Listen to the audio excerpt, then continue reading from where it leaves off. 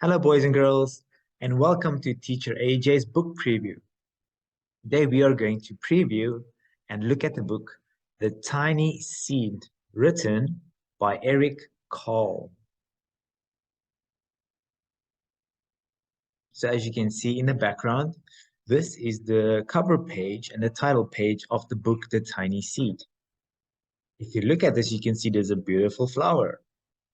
But what has that got to do with a seed? Let's have a look.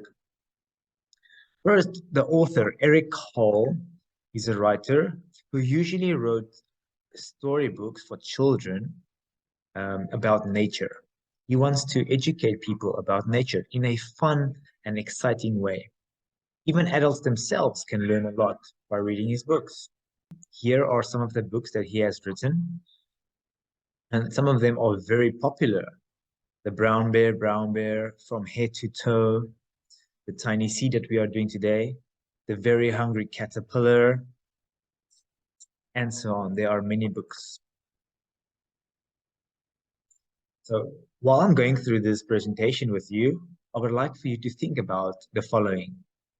What is the story about? What will happen in the story? What are seeds? Where do seeds come from? And what helps seeds grow? So I'm not going to read this book for you, unfortunately not. You'll have to read this book yourself. All I want to do is to introduce the book. So we all know the 4 seasons, right? I hope so. Can you name the 4 seasons? Yeah, the 4 seasons are spring, summer, autumn, which is also known as fall, and winter. This is in no particular order because you will see in the book the seasons actually start in autumn. I wonder why that is. Let's have a look. So let's answer these questions by looking at some parts from the book. And as we're going through the next few slides, I want you to look at the challenges seeds go through before they start growing. So what is happening here in this picture, and how does it affect the growth of the seed? As you can see, there are trees and there's a wind blowing. Okay. So during this time, seeds are being blown from the flowers on trees and plants all over the world. You can see it's autumn not only in the text, but in the picture. The colors of the leaves are different colors. So this is in autumn. Let me quickly read this for you. A strong wind is blowing. It blows flower seeds high in the air and carries them far across the land. One of the seeds is tiny, smaller than any of the other. Will it be able to keep up with the others? And where are they all going? Here's another challenge. What happens? You can see a lot of water, right? This looks like a dam or a river or maybe the ocean. Let's see what the text says. Now they fly over the ocean. One seed falls into the water and drowns. The others sail on with wind, but the tiny seed does not go as high as the others. So the one challenge here is water. Seeds fall in the water, they drown. What about over here? What do you see here? It's a bird, and he's clearly eating one of the seeds. Let's see what the text says. Finally, the wind stops, and the seeds fall gently down on the ground. A bird comes by and eats one seed. The tiny seed is not eaten. It is so small that the bird does not see it. Right, so birds and other animals sometimes eat the seeds. That's one of the challenges seeds face. Oh, here's another challenge, but this is a very interesting challenge. A boy has picked a flower to give to a friend. When you pick a flower, you take it out of the earth from the life that it is given. So usually by the time when the flower needs to shed the seeds, you cannot do that anymore because it's dead. And then the seeds will not grow. So even though this boy has a good intention of giving a beautiful flower to his beautiful friend, unfortunately, it's not good for the flower. But usually it doesn't matter because there are many flowers all over the world. So, what helped seeds grow? Let's have a look.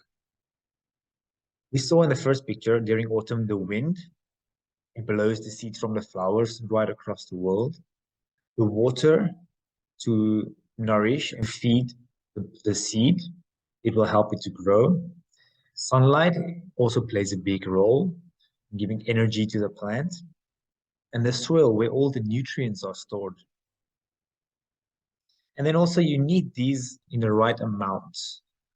Have you ever heard that too much of a good thing is bad? Too much wind, too much sun, too much water, as you could see in the book, can actually hurt and damage the plant. So what life lessons can we learn from this book? Well, I thought of some ideas, but this is only my interpretation. People and their lives are like seeds. Why? Because people go through different seasons in life. Some seasons are easy and others are difficult.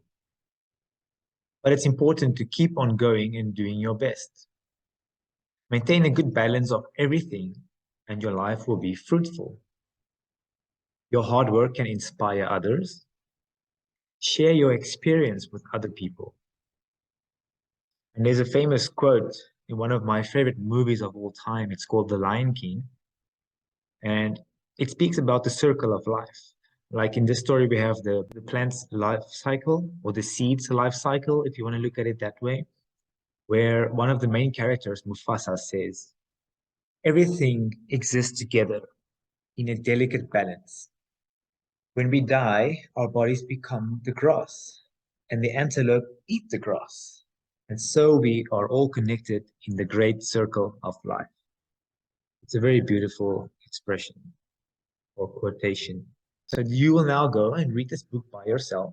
And after reading this book, I want you to ask yourself the following questions. Can you retell the story from the beginning to the end? What happened to the tiny seed?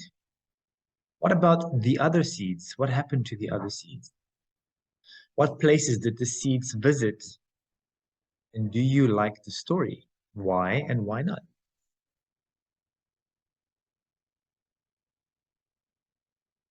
That's the end of my presentation, but it's not the end. It's the beginning of your journey to read this book. So thank you so much for watching this video. I hope it helps and inspires you to read not only this book, but many more other books. Thank you. Have a great day. See you next time.